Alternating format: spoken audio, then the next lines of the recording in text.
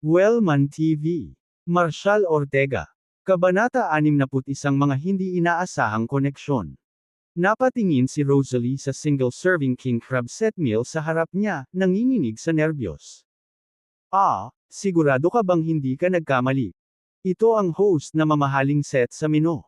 Ngumiti ang batang waitress at sinabing, Ms. Grant, your table number 7, right? Oo, tumango si Rosalie, muling tinitingnan ang numero ng kanyang mesa. Then it's all good. Nagbayad na si Mr. Ortega, so please enjoy your meal, magalang na sabi ng waitress. Yumuko siya at inabot kay Rosalie ang isang VIP card. Ms. Grant, ito po ang VIP card ng restaurant natin. Please accept it. Gamit ang card na ito, maaari mong tangkilikin ang isang libreng pagkain tuwing katapusan ng linggo. Dagdag pa rito, maglalaan kami ng espesyal na mesa para sa iyo. Kaya sa tuwing bibisita ka, palaging may lugar para sa ikaw. Masiyahan sa iyong pagkain, Ms. Grant. Pagkaalis ng waitress ay gulat na gulat pa rin si Rosalie. Isang 2,800 king crab set meal, isang VIP card para sa libreng pagkain tuwing weekend at isang nakareserbang mesa. Anong uri ng paggamot ito? Para sa isang tulad ni Rosalie, na nagmula sa isang abang background, hindi niya naranasan ang ganitong karangyan. Sa tabi niya, si Piper at Connor ay parehong namangha. Sa sandaling iyon, ang kilos ni Marshall ay tila isang mayamang tagapagmana. Marunong talaga siyang magpakitang gilas ha. Awkward na tumawa si Connor, nag-iinit ang mukha habang nakatingin sa king crab na nakalagay sa harap ni Rosalie.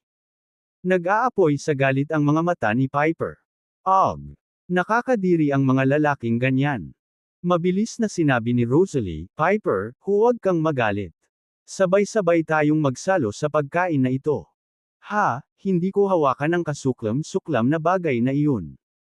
Sinabi ni Piper, Connor, Rosalie, hindi mo ba nakikita? Ginagawa ito ng mga lalaking tulad ni Marshall para lang ma-provoke ako, para makuha ang atensyon ko. Hinding-hindi niya mauunawaan na hindi ako madadala sa kanyang matingkad na big spender, act. Superficial. Malamang isang buwan siyang kakain ng instant noodles. Umiling si Rosalie, Piper, tara na. Hindi naman siguro ganun si Marshall. Malamang masama lang ang loob niya sa atin pagkatapos kung umorder ng fried chicken para sa kanila. Isang malamig na tawa ang pinakawala ni Piper. Kailangan mo talagang pag-isipan ito ng mabuti. Rosalie, sa tingin mo ba gagastos siya ng 2,800 yuan sa king crab dahil lang sa pag-order mo ng fried chicken para sa kanya? Walang saysay iyon. Maliwanag na sinusubukan lang niyang bumangon sa akin. Kanina, noong sinabi ni Connor na nasa mababang posisyon siya sa dance, agad na tumalikod si Marshall at umalis. Ang kanyang pag-uugali ay nagpapakita na siya ay nakakaramdam ng insecure. Ayaw niyang aminin ang kanyang mababang posisyon sa harap ko. Pagkatapos ay pumunta siya at nag-order ng king crab set meal, sinusubukang makuha ang aking atensyon at mag-iwan ng magandang impresyon. Kakainis talaga ang mga lalaking ganyan. Tumigil sandali si Connor. Nagulat si Ty sa sinabi ni Piper, ngunit tumango siya bilang pagsang-ayon. Natigilan si Rosalie. Hindi niya maintindihan kung bakit ganoon kalakas ang pagtatangi ni Piper kay Marshall. Piper, sa tingin mo ba masyado kang nagbabasa nito? I don't think he even knows you.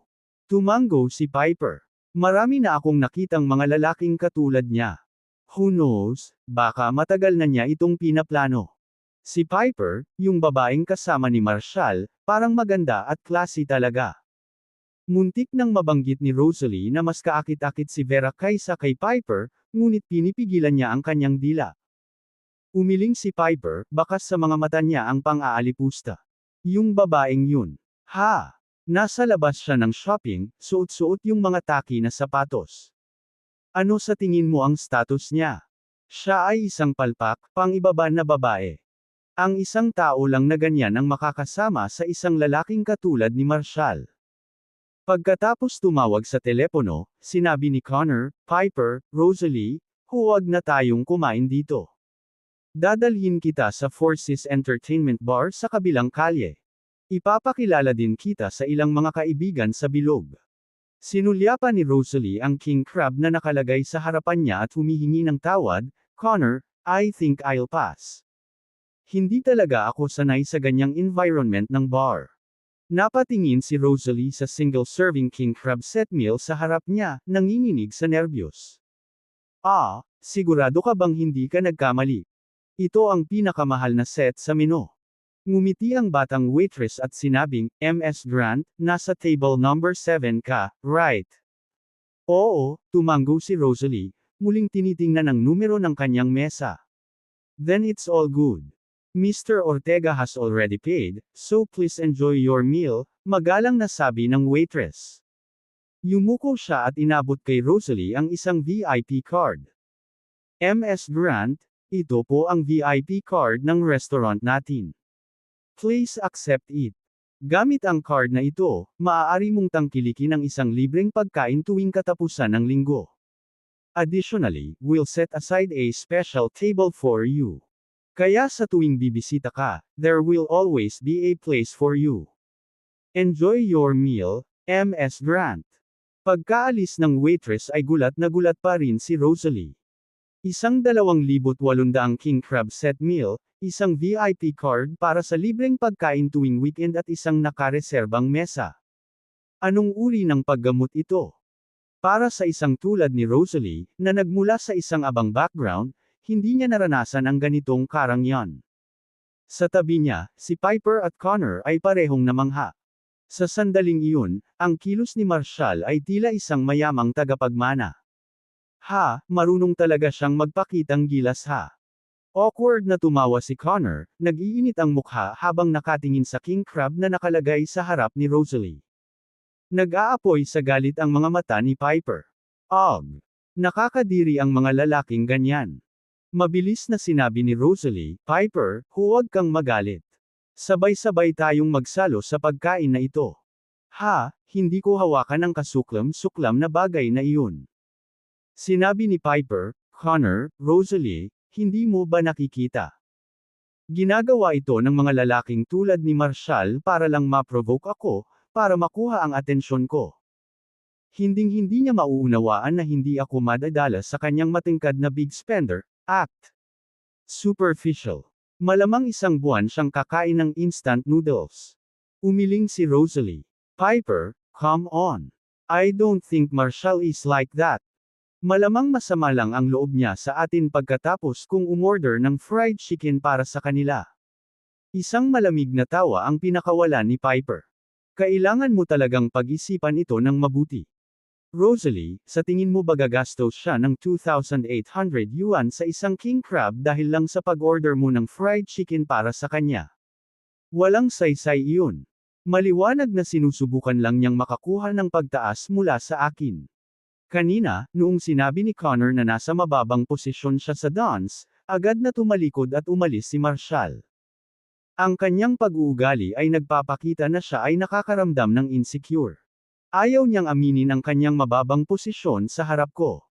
Pagkatapos ay pumunta siya at nag-order ng king crab set meal, sinusubukang makuha ang aking atensyon at mag-iwan ng magandang impresyon.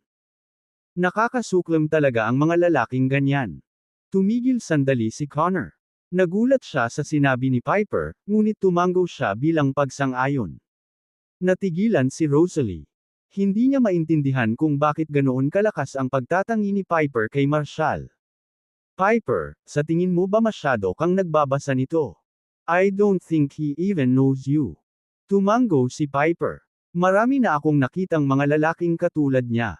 Who knows, baka matagal na niya itong pinaplano. Si Piper, yung babaeng kasama ni Marshall, parang maganda at classy talaga.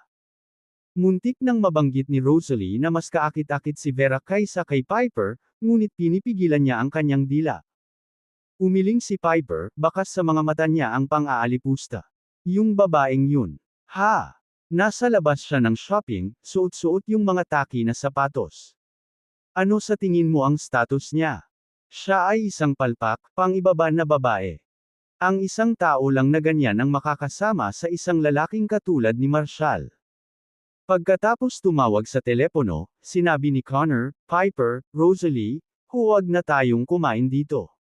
Dadalhin kita sa Forces Entertainment Bar sa kabilang kalye. Ipapakilala din kita sa ilang mga kaibigan sa bilog.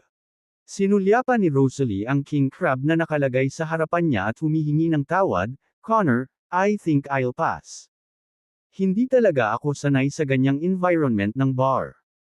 Huwag kang mag-alala, sa maghapon, hindi naman masikip ang bar, sabi ni Connor, na umaasang sasamahan sila ni Rosalie, dahil gusto niyang isama si Piper para i-enjoy ang atmosphere at palalimin ang kanilang relasyon.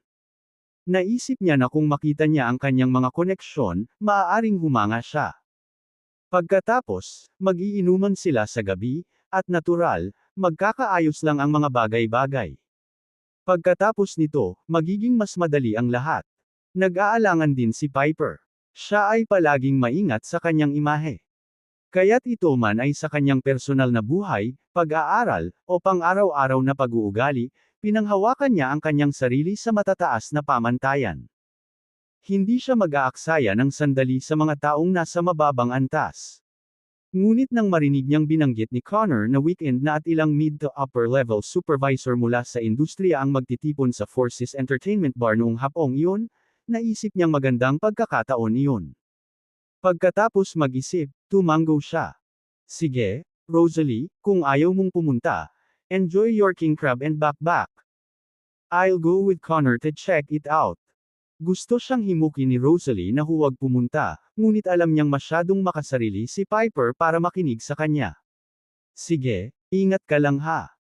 Pagkaalis ni na Piper at Connor, tinitigan ni Rosalie ang masarap na king crab sa kanyang harapan, puno ng gwapo at kaakit-akit na figure ni Marshall ang kanyang isip. Pagkagat ng makatas na alimango, isang masayang ngiti ang sumilay sa mukha ni Rosalie. Sige, gawin natin ito. Magkakaroon ako ng trabaho sa Don's, Eastvale Development Company at makakasama ko si Marshall. Hehe. Sa labas ng food court, sinunggaban ni Vera si Marshall. Tinitigan niya ito sandali, nagtatanong, so, ano ang tingin mo sa babaeng iyon, Rosalie? Tumango si Marshall. Ang galing niya. Kaka-graduate lang niya at walang takot na gumastos ng pera sa pagpapagamot sa atin ng mga pritong manok. Hindi tulad mo, sa lahat ng pera mo, pero nagnanakaw pa rin sa akin. Napatitig si Vera sa mga mata ni Marshall. Nagsisimula ka na bang magkagusto sa kanya? Tulad niya. Nag-isip sandali si Marshall. Hindi ko sasabihin na gusto ko siya, ngunit nasisiyahan akong gumugol ng oras sa mga tapat, prangka na mga tao. Ha! Gumastos ka lang ng $2,800 sa isang pagkain para sa kanya at sinabi mong hindi mo siya gusto. Pero nag-alinlangan ka nang hilingin kung i-treat ako sa isang $280 buffet. Hypocrite. Nako, naalala ko na. Tama ang sinabi ng Piper na iyon, ang babaeng kasama ni Rosalie. Baka sinusubukan mong mapalapit sa kanya. Tumahimik ka. Nadidismaya si Marshall.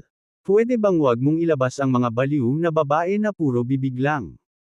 Hindi ko alam kung ano ang nakikita nila sa akin para isipin na sinusubukan ko silang mapabilib. Bago natapos ni Marshall ang kanyang iniisip, umakbay si Piper sa kanyang likuran. Pinili niyang hindi siya pansinin. Matapos ang ilang hakbang, huminto si Piper at lumingon kay Marshall. Sa tingin mo ba ang paggastos ng isang buong buwang sweldo sa isang king crab set meal ay makakakuha ng atensyon ko? Ha, I suggest you stop waste your money and energy on me. Hindi ako magiging interesado sa mga lalaking tulad mo. Tumawa si Connor, nakatingin kay Marshall. Piper is being straightforward for your own good. Sa kinikita mo, hindi mo kakayanin ang ganitong uri ng pamumuhay, ha? Damn it! Are you all out of your minds? Umiling si Marshall habang pinagmamasdan sina Connor at Piper na paalis. Hindi mapigilan ni Vera ang mapangiti sa ekspresyon ni Marshall. Haha, Marshall, sinong nakakaalam na may ganyan kang sosyal na buhay? Nakakatuwa. Whatever. Tinulak ni Marshall ang gilid ng pinto ng food court at lumabas. Sinundan siya ni Vera. Can you believe a mere deputy team leader would look down on his own president? Ha, Marshall, I think the president position from Shirley is fake. Kinagat ni Marshall ang kanyang mga labi. Nakakatawa ba talaga yun? Sa pag-angat niya ng tingin, nakita niya ang dalawang assassin mula sa Sakirania na nakabuntot sa kanya kanina papasok sa Four Seas Entertainment World. Let's go. Enough of these ridiculous women. Tutulungan kitang maibalik ang utang ng mga Davidson sa iyo, at pagkatapos ay maghihiwalay na tayo. Pinagmasdan ni Vera ang likod ni Marshall, na iniisip, hindi ka madaling makaalis. Dumidikit ako sayo. Sa isiping iyon, napangiti siya habang sinusundan siya patungo sa Four Seas Entertainment World. Kabanata 62 Kapangyarihan at Ambisyon. Ang Four Seas Entertainment World ay ang punong tanggapan ng Davidson sa Harmonfield. 10 taon na ang nakararaan, itinatag ni Knox at ng ama ng kanyang kapatid na si Harris, si Charles, ang Four Seas Bar dito. Nang maglaon, nakilala ni Charles si Sean mula sa Abyssal Dominion. Ang Four Seas Bar ay umunlad sa tulong ng pangalawang in-command ng Abyssal Dominion. Mabilis na lumawak ang Four Seas Bar sa Four Seas Entertainment sa loob lamang ng 3 taon. Pagkatapos ng ilang mga pagsasaayos, ang Four Seas Entertainment ay lumago taon-taon, na umuusbong sa ngayon ay Four Seas Entertainment World. Kasama na ngayon sa mga pangunahing atraksyon ang mga bar, dance hall, at maliliit na screening room. Dahil ang Four Seas Entertainment ay pangunahing tumutugon sa mga mid to low-end na mga consumer, palagi itong nakakakuha ng masiglang crowd. Sa Harmonfield, walang ibang entertainment venue ang makakalaban sa status ng Four Seas. Sa weekend na ito, sa kabila ng araw, ang Four Seas Entertainment ay nagpupuyos pa rin sa enerhiya, puno ng mga tao na parang hating gabi. Pinangunahan ni Connor si Piper sa Four Seas Entertainment World. Agad silang binalot ng mataong at magulong kapaligiran. Nang makita ang karamihan ng mga lalaki at babae na nasa party mode na, si Connor ay nakaramdam ng kakaibang pananabik. Sa paglalakad sa tabi ng crush niyang si Piper, malapit nang sumabog ang udyok na pinipigilan niya sa loob ng maraming taon. Piper, huwag kang mag-alala tungkol sa trabaho mo sa Don's, Eastvale Development Company. Kasama ko, ginagarantiya ko na mapapapasok ka ng maayos. Kapag nakapasok ka na, ipapakilala kita sa ilang supervisor. Magiging mahusay para sa iyo na mag-network. Pagkatapos ng 1 taon o 2 ng trabaho, ang pagiging pinuno ng koponan ay dapat na 1 piraso ng cake. Ngumiti si Piper ngunit hindi sumagot. Ang kanyang ambisyon ay hindi lamang makakuha ng isang simpleng trabaho at manirahan sa isang posisyon ng pinuno ng koponan. Ang kanyang layunin ay tumagos sa pangunahing pamumuno ng Don's upang maging kanang kamay ni Shirley. Sa huli, siya ay naglalayong maging isang katulad ni Shirley. Kapag tama na ang mga kondisyon, maghahanap siya ng asawa sa antas ng Pangulo para sa kanyang sarili. Nagtakda siya ng 3 taong deadline para sa prosesong ito. Ginawa niya ang planong ito noong 1 taon. At saka, natukoy na niya ang kanyang ideal partner. Siya ang presidente ng Universal Group, ang panganay na anak ni Hamiltons, si Liam. Sa isang malinaw at determinadong target sa kanyang puso. Si Piper ay hindi katulad ni Connor, na short-sighted at madaling mawala sa nightlife. Anuman ang okasyon, pinananatili niya ang isang malinaw na isip, mabangis na pinuprotektahan ang kanyang imahe. Hinding-hindi niya sasabotahe ang sarili niyang reputasyon, at hindi niya hahayaan ang isang sandali ng kawalang ingat na masira ang kanyang engranding plano. Sinundan niya si Connor sa Four Seas Entertainment World para lang maging pamilyar sa ilang kapaki-pakinabang na koneksyon sa circle na ito. Hindi siya mag-aaksaya ng oras sa pakikisalamuha sa mga taong sa tingin niya ay hindi karapat-dapat. Para sa kanya, iyon ay isang pag-aaksaya lamang ng oras. Hindi pa siya nakakatuntong sa isang lugar na tulad nito. Mr. Whitman, dito. Isang grupo ng mga lalaki, halos kasing edad lang ni Connor, ang nakakita sa kanila na papasok sa Four Seas Entertainment World mula sa malayo at tumawag ng malakas. Siyempre, napansin nila si Piper sa tabi ni Connor. Karamihan sa kanila ay mga mababang antas na supervisor mula sa iba't ibang kumpanyang kasangkot sa Eastvale Ecological Investment Project. Si Piper ay hindi partikular na interesado sa mga taong ito. Gayunpaman, hindi masasaktan na makilala ang ilang mga tao sa antas na ito upang itatag ang kanyang sarili sa lupong ito sa ngayon. Marahil isang araw ay magagamit niya ang mga koneksyong ito. Sa sandaling siya ay tunay na tumaas sa napakataas na taas, maaari niyang itapon ang lahat. Ang isa ay dapat palaging umakyat sa perpektong hagdan ng hakbang-hakbang. Si Piper ay isang batang babae na may malinaw na direksyon para sa kanyang mga layunin. Ang bawat hakbang sa kanyang buhay ay maingat na binalak at itinakda, at makakamit niya ang mga ito ng paisa-isa. Handa siyang unti-unting umakyat mula sa mababang uri tungo sa matataas na antas ng lipunan na may mahigpit na pag-iisip at pagkilos.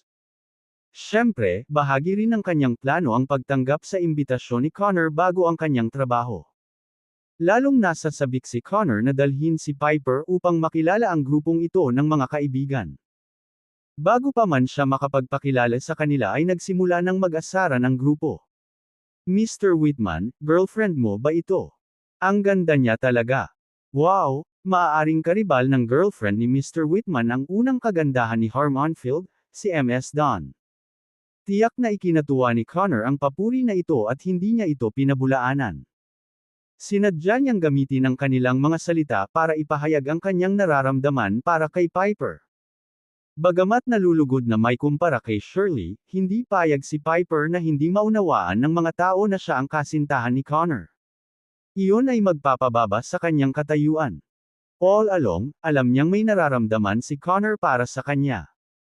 Ngunit paanong ang isang tulad niya, na mula sa isang mas mababang antas, ay makakapansin sa kanya? Ayaw lang niyang durugan ng husto ang pride nito. Kaya mabilis niyang ipinaliwanag, lahat ng tao ay nagkamali. Wala kami sa ganoong uri ng relasyon. Si Connor ang laging iginagalang kong senior. I'll always treat him like an older brother. Sa talento at kakayahan niya, siguradong makakahanap siya ng mas better sa akin. Kung tungkol sa paghahanap ng boyfriend, hindi iyon ang iniisip ko ngayon. Nang marinig ito, napangiti na lamang si Connor. Sabay na pumasok sina Marshall at Vera sa Four Seas Entertainment World. Nagulat sila sa dami ng tao sa ganitong oras ng araw. Talaga bang umuusbong ang negosyo ng mga Davidson? Nag-aalala ako na hindi sila mabubuhay. Habang pinag-uusapan niya ang paksang ito, naging seryoso ang ekspresyon ni Vera. Marshall, malalim ang koneksyon ng mga Davidson. May suporta sila mula sa Brookhaven-Marshall Alliance at sa kasumpa-sumpa na si Sean ng Abyssal Dominion. Hindi mangangahas si Sean na makialam sa bagay na ito, ngunit ang Brookhaven-Marshall Alliance ay hindi tatayo at walang gagawin. Si Knox ay isa sa kanila. Bahagyang tumawa si Marshall. Nakipag-away ako sa Brookhaven-Marshall Alliance mula noong kinuha ko ang Butcher. Nilaibat niya ang paningin sa paligid ng maingay na Four Seas Entertainment World. Sa wakas ay napako ang kanyang tingin kay Piper. Mukhang may mahihirapan. Napansin ni Vera na hindi sinagot ni Marshall ang tanong niya, sa halip ay tumingin siya kay Piper, na napapaligiran ng grupo ng mga maiingay na lalaki. Marshall, hindi ka naman talaga interesado kay Piper, no? Hindi ko akalain na ganito pala kayunik ang taste mo. Marshall chuckled, sa kanya, isa lang akong hamak, walang pangalan. Kahit na nagustuhan ko siya, hindi mahalaga. Haha, pwede mong sabihin sa kanya na ikaw ang presidente ng Eastvale Development Company at nakatira sa Donspire Peak Estates. I guarantee she'll throw herself into your arm immediately. Mukha ba akong bored? Ganting sagot ni Marshall na ikinulong ang kanyang mga labi. Kung ganoon, bakit mo siya tinatitigan pagpasok mo sa Four Seas Entertainment? Inis na tanong ni Vera. Napatingin si Marshall kay Vera. I'm just curious. Anong masama dun? Babalikan na sana ni Vera si Marshall nang biglang may napansin siyang dalawang lalaking papalapit kay Piper. Ang kanilang mga ekspresyon ay malinaw na nagpapahiwatig na sila ay nakatutok sa isang target. Sa ilalim ng kumikislap na mga ilaw, nakilala ni Vera ang mukha ng dalawang lalaki. Pinapanood mo ba yung dalawang lalaki? Hindi sumagot si Marshall sa tanong ni Vera at nagpatuloy sa paglalakad. Sa sandaling iyon, dalawang lalaking Sakurania ang lumapit kay Piper, na pilit na pinadaanan ang mga tao, na direktang ipinatong ang kanilang mga braso sa kanyang mga balikat. Natahimik si Connor at ang iba pa. Wala silang ideya kung anong relasyon ng dalawang lalaking ito kay Piper. Pagkatapos ng maikling sandali ng pagkagulat, pilit na tinatanggal ni Piper ang kanilang mga braso, galit na sumigaw, "Bumaba ka! Beautiful lady, why pretend to be so pure and innocent here? Haha, hatid na kita sa second floor. Mas exciting ang mga VIP rooms doon. We promise you'll be on cloud 9. Pilit na hinayla ng dalawang lalaki ng Sakurania si Piper sa kanilang yakap, natatawa-tawa. Ang grupong nakapalibot kay Piper ay agad na tumayo sa gulat. Hindi sigurado kung paano haharapin ang mga thug na ito, si Connor ay hindi na makaupo ng tahimik.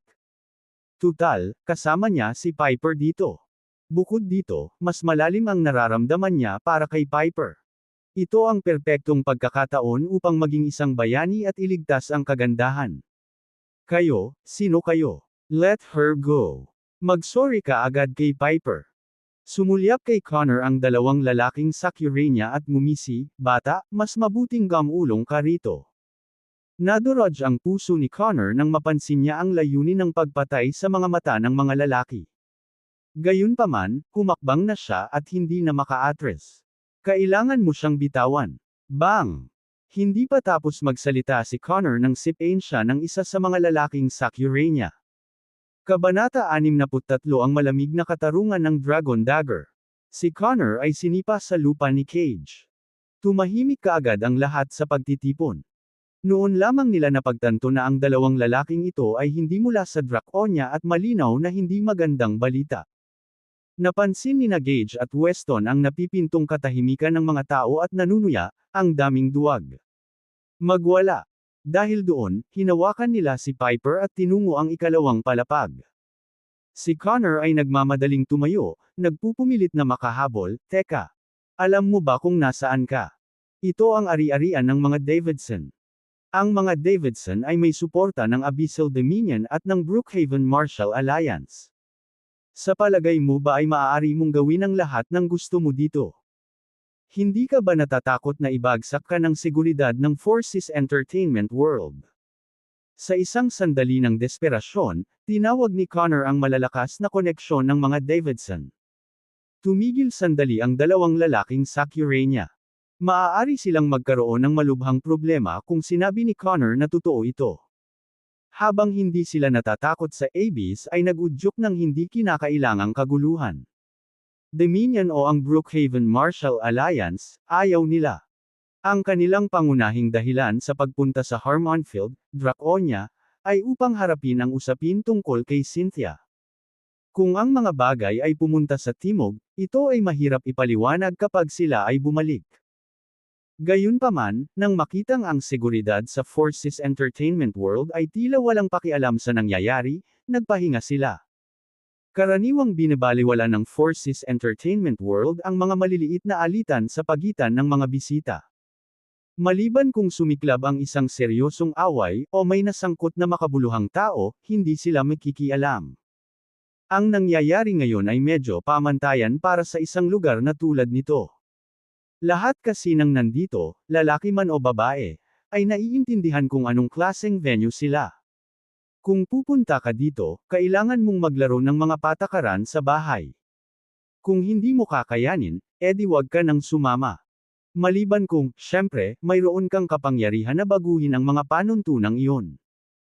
Matapos ang ilang sandali ng pag-aalinlangan, humagalpak ng tawa ang dalawang lalaking Sakurania. Lumapit si Weston kay Connor, sinipa siya sa bituka.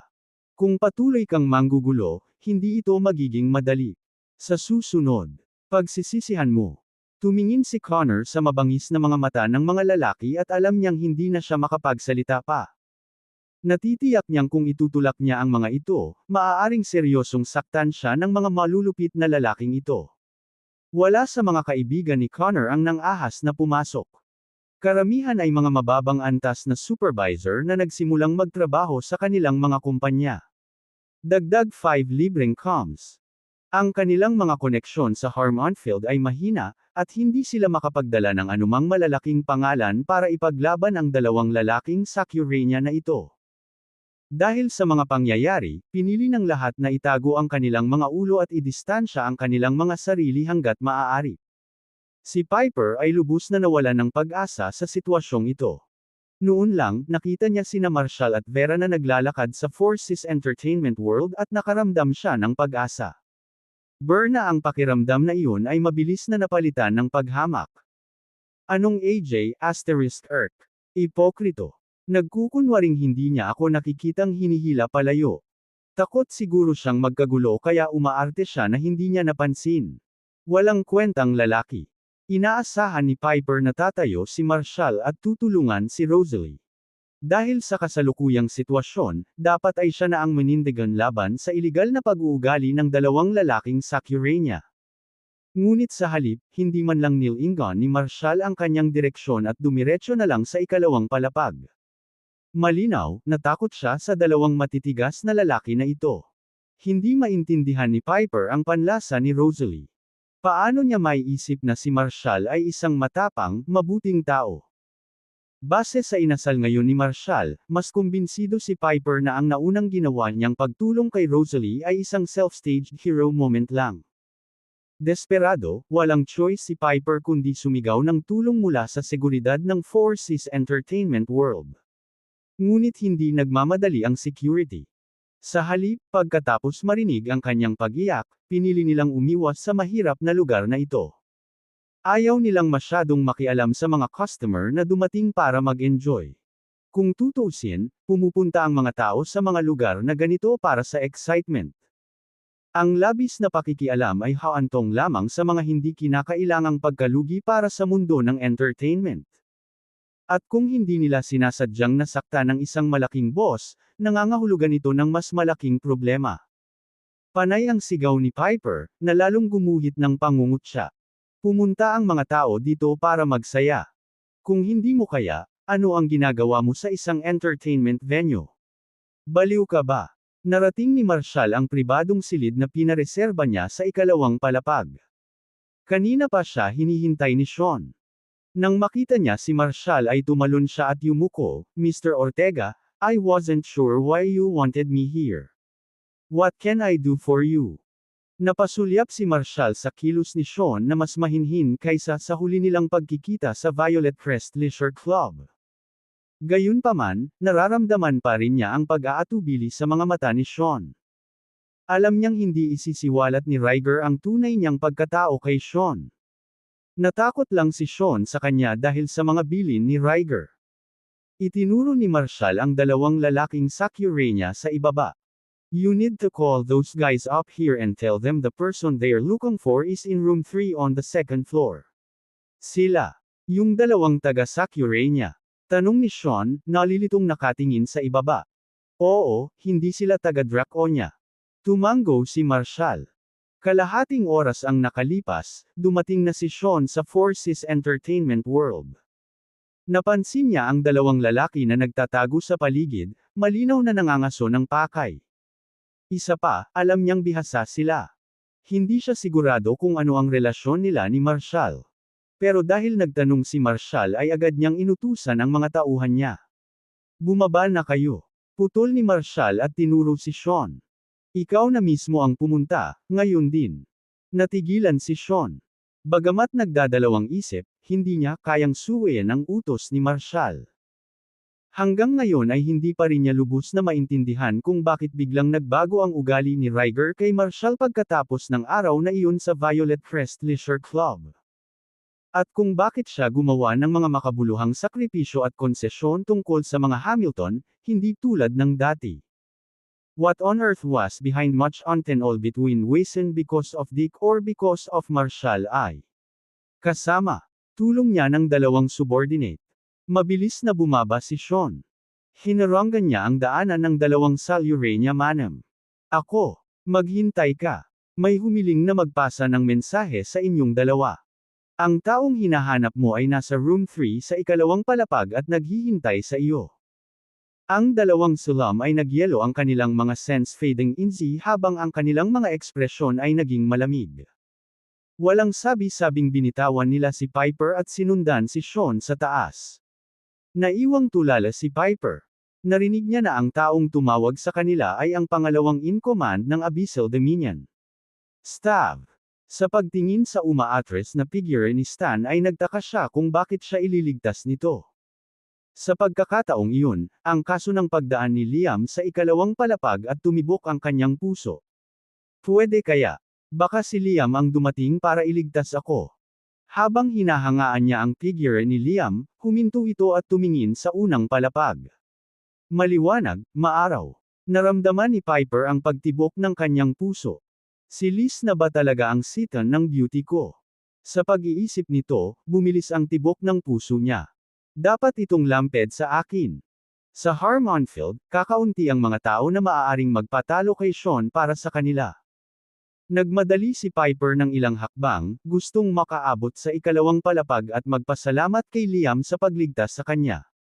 Ngunit sa sandaling iyon, lumakad papasok si Liam kasama sina Zachary at Alice. Walang choice si Piper kundi tumigil. Ayaw siguro ni Liam na malaman ng marami. Piper, okay ka lang? Lumapit sa kanya si Connor at nagtanong. Sinubukan ni Piper na pakalmeyan ang tumitibok na puso at nilingon si Connor, napansin ang mga pasa nito sa mukha. Connor, ako. Very for hunting you because of M. Nakangiting umiling si Connor. Piper, don't say that we're friends, looking out for each other is natural, getting hunt for you is nothing. Kahit napatayin nila ako. I wouldn't care. Labi ni Piper. Isip sa kanya. First she kept a sweet smile on her face. Salamat po. Nakaramdam si Connor ng ecstatic. Pumasok si Gage at Weston sa room 3. Si Sean at ang kanyang mga tauhan ay naghihintay sa labas. Marshall S. Jet Vera sa private room lounge. Pagkatapos ay tumingin siya sa dalawang lalaki. Bakit mo ako sinusundan? Nawala ba ang pamilya Rivers? Gage at Weston ay kumikilos ng malayo hanggang ngayon. Ngunit sa sandaling iyon, napagtanto nila kung ano ang mayroon si Marshall. Nagulat sila agad. Ito ay isang Dragon Dagger, isang sandata na sumasagisag sa kapangyarihan. Dragon Dagger. Nakilala nila ang malamig na sandata na. Napatingin sila kay Marshall sa takot. Bahagyang umawang ang labi ni Piper habang sumisigaw sa sarili, panulat kong isakripisyo mo ang iyong buhay para protektahan ako. Hindi pa rin kita titingnan. Ngunit nanatili siyang matamis ng ngiti sa kanyang mukha. Maraming salamat, Connor. Naaalala ko ito. Tuwang-tuwa si Connor. Pumasok sina Gage at Weston sa room 3. Si Sean at ang kanyang mga tauhan ay naghihintay sa labas. Pinapasok ni Marshall si Vera sa private room lounge. Pagkatapos ay tumingin siya sa dalawang lalaki. Bakit mo ako sinusundan? Nawala ba sa isip ang pamilya Rivers? Gage at Weston ay kumikilos ng malayo hanggang ngayon. Ngunit sa sandaling iyon, natanto nila kung ano ang nasa kamay ni Marshall. Nagulat sila agad. Ito ay isang Dragon Dagger, isang sandata na sumasagisag sa kapangyarihan, buhay, at kamatayan. Dragon Dagger, nakilala nila ang malamig na sandata na nanakot sa buong mundo ng martial arts. Napatingin sila kay Marshall sa takot. Kabanata 64 na isang utang ng buhay at kamatayan. Ang lakas ng loob mo, sinusundan ako hanggang sa Draconia. Bago pa makasagot sina Gage at Weston, sumugod si Marshall. Sa pamamagitan ng isang matulin na mondam ay tumagos sa lalamunan ng dalawang lalaki mula sa Sakutenta. Sumabog ang dugo mula sa mga sugat, humahalo sa mainit na mabahong singaw na nasa R. Sa isang iglap, isang nakakatakot na aura ang lumabas mula sa talim na tumupok sa natitirang bakas ng undersaw sa likod. Isang kurap ng malamig na liwanag ang kumikinang mula sa Dragon Dagger.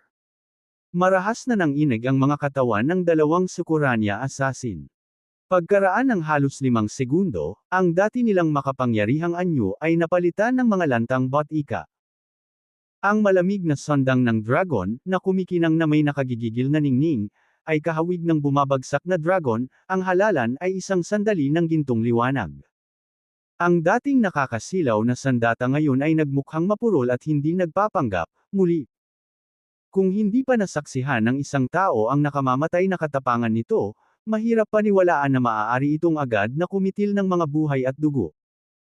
Matapos masipsip ang asensya mula sa dalawang mamamatay tao, ang Dragon Dazer ay tuwang-tuwang kumaibot ng 2 beses bago bumalik sa kaluban nito. Pumasok ka na. Naglabas si Marshall ng basang panasan at pinunasan ang kanyang mga kamay, tumatawag. Itinulak ni Sean ang pinto at pumasok. Mr. Ortega, how can I assist you? Nang makita ang dalawang walang buhay na katawan sa sahig, nang hina ang mga paa ni Sean, halos bumagsak sa lupa.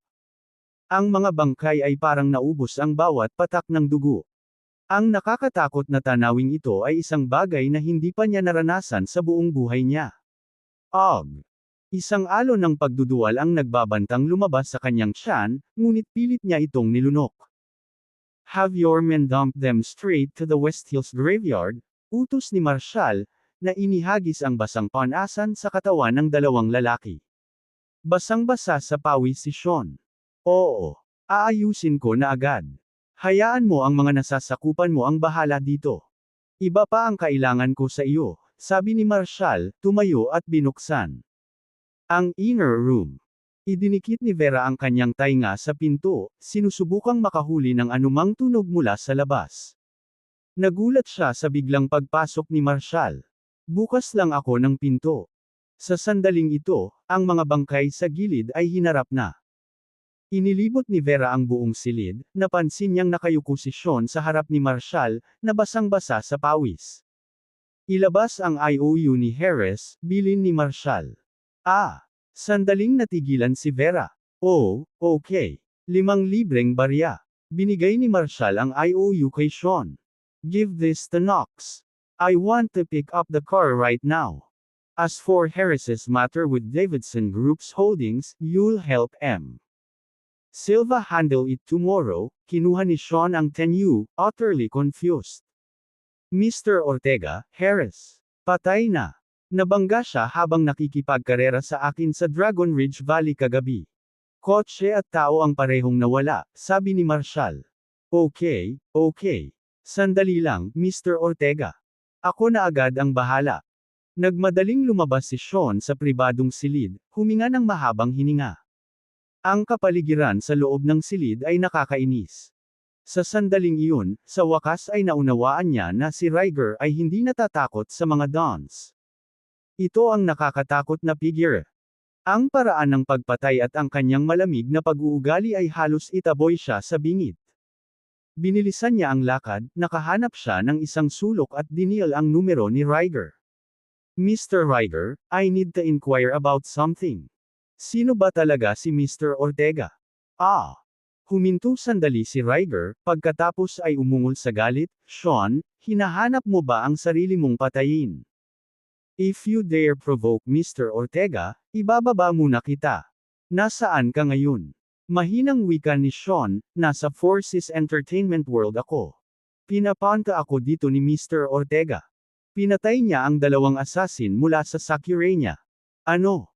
Napasinghap ng mariin si Ryger.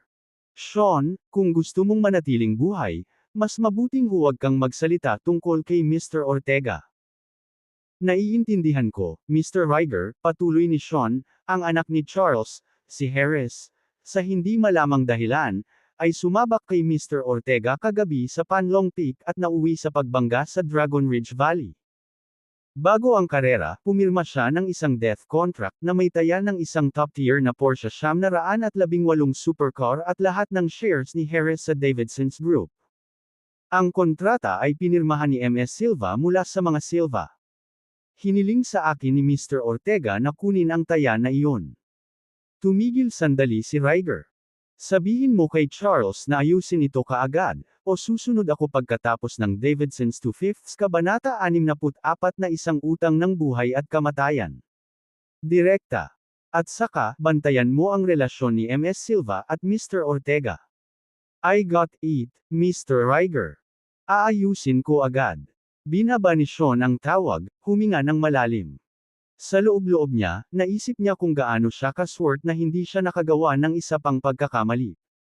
Kung hindi, baka mapunta siya sa libingan ni Westhill. Mula ngayon, kailangan niyang tretuhin ng may lubos na paggalang ang iginagalang na figurang ito. Pinunasan ng pawis sa kanyang noo, dumiretso si Sean sa opisina ni Charles sa itaas na palapag. Mukhang nagulat si Charles. Mr. Cooper, ano ang nagdadala sa iyo dito? Natatawang tanong ni Charles. Charles, frame dito para maningil ng utang ngayon. Tingnan mo ito. Hawakan mo agad. Ibinigay ni Sean ang IOU at death contract kay Charles. Saglit itong tinitigan ni Charles, saka tumawa. Mr. Cooper, you're quite the jokester. Alam mo ang relasyon natin. Wala akong utang sa iyo.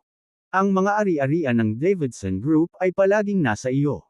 Kaya, sabihin mo sa akin, Mr. Cooper, ano ang gusto mo? Matigas na sagot ni Sean, tingnan mo ang IOU. Hindi ako nagbibiro sa iyo. Lumagpas ang iyong anak sa linyang hindi dapat. Nakita ni Charles na seryoso si Sean at ibinaba ang tingin sa IOU at death contract sa kanyang mga kamay. Biglang nanginig ang mga kamay niya. Patay na si Harris. Sinong gumawa nito? Lilipulin ko ang buong pamilya niya. Nang tumangala siya at nakita ang lamig sa mga mata ni Sean, napabuntong hininga siya. Na-offend ni Harris si Mr. Riger. Si MS Silva ay kay Mr. Riger. Umiling si Sean. Hindi ito tungkol sa saktan si Mr. Riger. Ito ay tungkol sa saktan si Mr. Ortega. Mr. Ortega. Sinong Mr. Ortega? Tanong ni Charles, pinipigilan ng galit at kalungkutan, nagngangalit ang kanyang mga ngipin. Mr. Cooper, sino siya? Umiling si Sean. Hindi ko alam, pero hindi mo dapat itanong. Mr. Cooper, we've known each other for many years. You have to let me know who Mr. Ortega is. Hindi ako pwedeng umupo na lang at mawala ang aking anak at pagkatapos ay bayaran siya para sa isang kotse at 20% ng mga bahagi ng Davidson Group. Napatingin si Sean sa pinaghalong pighati at galit ni Charles. Siya ang sumire sa Verdugo ni Brookhaven sa negosasyon sa kontrata ng Violet Crest Leisure Club para sa Eastvale Ecological Project. Huminto si Charles, saka ngumisi. Mr. Cooper, narinig ko ang tungkol sa taong ito. Bodyguard lang siya para sa Dons. Ang lalaking ito ay minsang nakipagtipan sa panganay na anak na babae ng mga Miller. Pagkarating sa Harmonfield, hayagang pinunit ng mga Miller ang pakikipag-ugnayan, naiwan siyang isang lalaking walang tahanan. Bakit ako matatakot sa kanya? Hindi ko kinikilala ang IOU na ito. Patay na si Harris. Tiyak na hindi ko siya patatawarin. Napakamot ng ulo si Sean sa pagkadismaya, nakasandal sa sofa, malamig na sinabing, gawin mo ang gusto mo. Sabi ni Mr. Riger, papawiin niya ang mga Davidson kapag ginawa mo iyon. Gulat na napatingin si Charles kay Sean. Anong ibig mong sabihin? Siya ang tao ni Mr. Riger. Napabuntong hininga si Sean, even Mr. Riger respects him. As for who he truly is, I don't know. Just understand that I've said my piece, settle the car within half an hour. Kumpletuhin ang paglipat ng mga bahagi bukas ng tanghali. Kung lalampas ka sa oras na ito, ang Abyssal Dominion ay direktang kikilos. Namutla ang mukha ni Charles. Ito ba talaga ang sinabi ni Mr. Riger? Tumayo si Sean at tumingin sa relo niya. Mr. Ortega gave me half an hour. 10 minutes have already passed. You either handle it or bear the consequences. With that, tumalikod na siya at naglakad palabas. Sandaling napatulala si Charles. Teka, Mr. Cooper, ipapahatid ko agad ang sasakyan. May ganyang model sa garahe ni Harris. Tumango si Sean. Good. Darating ako bukas ng tanghali para sa share transfer documents. Pinagmasdan ni Charles ang umaatres na figure ni Sean, nag-aalab ang apoy sa kanyang mga mata. Mabilis siyang nag-ayos ng magmaneho ng sasakyan papunta sa front entrance ng Four Seas Entertainment at saka tumawag. Knox, kailan ka makakabalik? Ang gulo ng kapatid mo.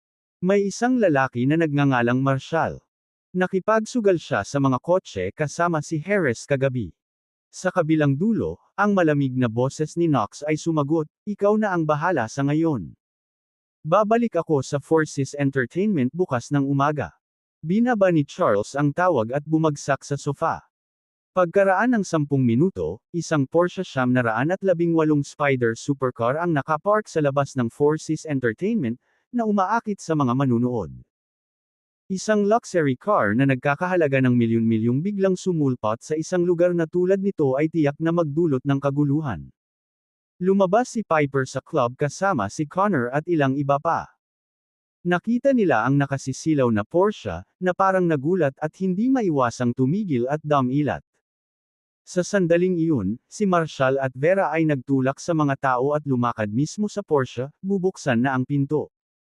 Humakbang si Piper at sinabing, "Hayaan mong bigyan kita ng ilang payo, mas mabuting huwag mong hawakan ang mamahaling sasakyan ng iba. Kahit kaunti ay kakaltin mo ito, at babayaran mo ito habang buhay." Hindi siya pinansin, binuksan ni Marshall ang pinto at sumakay sa passenger seat. Saktong isasara na niya ang pinto, hamarang si Piper sa kanyang daraanan, malamig ang boses nito. "Wala ka bang kaati? Nakaupo sa kotse ng isang tao nang walang pahintulot nila, hindi ka ba nag-aalala na madumihan mo ito?" Kabanata 65. Background ay hindi mahalaga. Baliw ka. Padabog na isinara ni Marshall ang pinto ng kotse. Pinaandar ni Vera ang Porsche supercar at bumaril pasulong na parang ipoipo. Pinaliguan ng liwanag ng gabi ang Ridge Road sa isang ginintuang kinang, at habang dumaraan ang makukulay na Porsche 918, inukit nito ang nakamamanghang landas na umani ng manghang-mangha mula sa mga nanunood. Nakakamangha ang kotse na iyon. "Kailan ako magkakaroon ng ganoong kasiyahan na kakainin ko lang ng isang pagkain araw-araw para makatipid pambili ng isa? Hindi mo kakayanin kahit hindi ka kumain, kaya't mangarap ka, sa halip, isipin mo ang gwapong sweldong nagtutulak nito. Baka hindi ko kayanin, pero anong masama kung mangarap ka ng kaunti? Ang lalaki sa kotse ay mas maganda kaysa sa kotse. Wonder which family he's from. I think he even smiled at me." Pinagmasdan ng ilang kabataang babae ang taillights ng kotse na kumukupas, nakikipag-chat at naghahadjijek, "Sa tingin mo ba ay mahilig siya sa akin?" Si Piper, na nakatayo sa malapit, ay ngumuso, ilang talo lang bakit nasa sabik sa kanya. Sinaman siya ng tingin ng isa sa mga babae. "Anyone who can sit in a car like that is a loser. Well, then, show me yours." Napangisi si Piper, "Sa tingin mo sa kanya iyon? Kailangang arkilahin ang magandang sasakyan na iyon. Isa lang itong prop mula sa isang studio ng pelikula. Naniniwala ka na ito ay isang tunay na Porsche 9,182, ang mga taunan na tulad niya ay mahilig magpasikat. 2 o 3 beses na siyang nagpakitang gilas, ngayon, sinusubukan akong paakitin. Nakita ko sa pamamagitan ng kanyang pagkilos, at sa tingin mo siya ay isang mayaman na bata." Nagalit ang ibang babae. "Paano mo malalaman na taunan siya? Ikaw ang nang-aasar sa kanya, at hindi man lang siya nagpakita sa iyo." Ngumisi si Piper, "Ngayon ko lang siya nalaman. He's a con artist the Millers dumped. Do you think he could afford that car?" Ang isa pang babae ay tumunog, "Pero hindi ba si MS Silva ang nagmamaneho? Maaaring hindi nasa top elite ang mga Silva, ngunit kaya pa rin nilang bumili ng ganoong sasakyan, di ba?" Tumawa ng mahina si Piper. Binabiktima ng mga lalaking katulad niya ang mayayamang babae na walang utak sa kanilang kagwapuhan. Naniniwala ka ba sa kalokohang iyon? Ang kanyang mga salita ay pumukaw ng bulungan mula sa mga taong nakapaligid sa kanila. Nako, kaya pala parang pamilyar siya.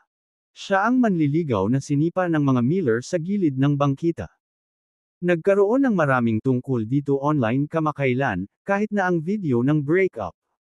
Oo, ngayon naalala ko na. Marshall ang pangalan niya, di ba? Siguro may punto ang babaeng ito. Habang pinag-uusapan ng karamihan ang pagkakakilanlan ni Marshall, lumabas si Liam, kasama sina Alice, Zachary, at ilang iba pa, sa Four Seas Bar. Nagningning ang mga mata ni Piper. Mabilis niyang inayos ang kanyang damit at buhok sa malaking glass window ng bar, saka mabilis na naglakad patungo kay Liam. Mr. Liam, hello. Maraming salamat sa pagtulong mo ngayon lang. Kailan ka libre? I'd love to treat you to a pagkain. Sandaling natarante si Liam. Sorry, sino ka? Oh, ako si Piper. Iniabot niya ang kanyang kamay, umaasa na makipagkamay. Binigyan siya ni Liam ng maingat na tingin. Busy ako. With that, sumakay siya sa naghihintay na Mercedes kasama sina Alice, Zachary, at ang iba pa. Pero, nakangiti lang sa akin si Mr. Liam kanina, bulong ni Piper, pinagmamasdan ang Mercedes na nawawala sa di kalayuan, natataranta. Nako, baka masyado akong na-forward. Nakalimutan kong public figure si Mr. Liam. Dapat ay pinatahimik niya ito para protektahan ang reputasyon ko. Kung hindi, ito ay magiging tsismis, at maaaring makaapekto ito sa aking hinaharap. Paano ko nakalimutan? Hindi na ako gagawa ng kalokohang pagkakamali sa susunod. Naisip ito ni Piper at ngumiti, napuno ang kanyang isip ng maliwanag at nagniningning ng ngiti ni Liam. Piper, kilala mo ba si Mr. Liam? Tanong ni Connor na papalapit sa likuran. Nahihiyang tumangaw si Piper, lumapit kay Connor at bamulong, Connor, huwag mong ipagkalat ito, okay? Hindi ito maganda. The woman from Earlier scoffed, you're imagining things. I heard Mr. Liam said he didn't know you at all. Sinaman siya ni Piper ng masamang tingin. You're low class. Sa tingin mo ba, ang isang prominenteng gaya ni Mr. Liam ay hayagang magsasabi ng kanyang nararamdaman sa publiko? Wala kang alam. Umasim agad ang mukha ng babae. Sinong tinatawag mong low class? Kung ako ang nasa baba, anong level ka na? Acting like you're part of some elite circle with those rich young heirs. Delusional. Piper, Connor, let's go. Ang pakikipag-usap sa mga taong ganito ay aksaya lang ng oras. Nanunuya. Connor anded. Oo naman, sigurado ako, halika na pigma. Left fine with that, he pulled her toward the car and they neared the Four Seas Nesseman Wood. Marshall, hindi ako makapaniwala na tinulungan mo ako kung bakit biglang may kotseng humandar habang pinaharurot ang Porsche sa kalsada, ang kanyang excitement ill. Tingnan ang may-ari perpektong gabi para sa isang spin-lars ito ulo sa Porsche ay maaaring gawin. Tumingin si Rihan sa kanyang relo ay 730 na ng gabi nangako siyang mag-roar sa bahay ni Studdy para tingnan ang kanyang ama, ngunit ito ay unti-unting nawawala. Forget the detour you drop me at Mount Genera Will. Mount Genera Villa. Bakit doon? Vera Aked, Fred. Pupunta ako sa Duns Villa, sagot ni Marshall, tinitigan siya. At mula ngayon, huwag mo nang guluhin ang negosyo ko. Verk. Pinunasan ni Veg ang kanyang mga labi at binaril siya ng Sid Ilang Fair. Ayos lang. Hindi niya maiwasang makaramdam ng kirot, nagtatanong na malamang ay nakikipagkita na si Rabin kay Shirley. Ngunit ang kanyang maikling sadyo ay mabilis na nawala. Marshall, ikaw ay isang misteryo, ang minahan. Kahit na hindi ka pa nakakapunta sa Harmonfield, at gayon pa man ay nakikipag-hangout ka na sa mga nangungunang manlalaro ng lungsod. So, sasabihin mo ba sa akin kung gaano kakalakas? Binigyan siya ni Marshall ng isang Sid Ilang Sulya, power. Background doesn't matter. Sa mundong ito, lakas lang ang mahalaga panoorin, ang confident na ekspresyon ni Marshall, gusto ni Vera na tapakan ang kanyang kayabangan. No wonder you rub people the wrong way everywhere you go. Marshall, na-realize ko na ikaw ang pinakamatapang na lalaking nakilala ko. Natatawa niyang sabi. Hindi siya pinansin, sumandal si Marshall sa kanyang upuan at pumikit. Sa wakas ay tumigil si Vera sa pagtawa, huminga ng malalim, at nagtanong, so, Marshall, bakit takot na takot ang Diablo sa iyong? Malamang dahil nabugbog ko siya. Ano pa bang dahilan? Sagot ni Marshall na nakapikit pa rin ang mga mata. Humagalpak ulit ng tawa si Vera. Pinalo mo siya. Naku Marshall, lalo akong nag-e-enjoy kausap ka. So, saan ka pupunta bukas? Gusto mo sunduin kita? Binuksan ni Marshall ang isang mata. Nabayaran na kita ng kotse ngayon. Sa pasulong, maghiwalay tayo ng landas. Nakakainis ka. Humalaklak si Vera. Think you can get rid of me? Haha, na chart row now on, 10 Tereu Sebi. Binigyan siya ni Marshall ng masamang tingin. Gawin mo kung ano ang gusto mo, walang sino man ang 11 ikaw ang paraan para maglaro ng game mag-isa. You're no fun, she said, rolling her eyes but while smiling. Sila kapag call. Oh, by the way, Marshall, dagdag pa ni Vera, parang mas maganda si Piper dyan ka noches. Marshall scoffed, why would I have anything to do with a baliw like her? Isa did's even alter verse recently. Tumango si Vera. Patas na. Gayunpaman, bakit mo siya tinulungan ni Sean kanina sa Forces Free Arraignment not? Iniligtas siya at saka umaktong parang wala lang, are you trying to be some secretor? I just don't get you.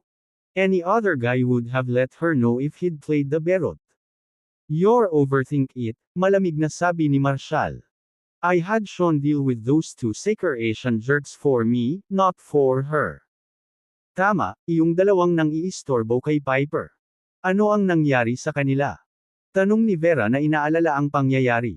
Patay na sila, sabi ni Marshall. Nanginginig ang mga kamay ni Vera. Pinatay mo sila. Nagpadala ng mabilis na text si Marshall kay Shirley, pagkatapos ay bumalik kay Vera. May mga bagay na mas mabuting iwanang hindi alam, magandang punto. Tumingin si Vera kay Marshall, ang bilis ng tibok ng puso niya sa hindi pamilyar na pananabik. Sa sandaling iyon, sa sobrang lapit niya sa kanya, nakaramdam siya ng matinding pananabik at kilig na hindi niya alam.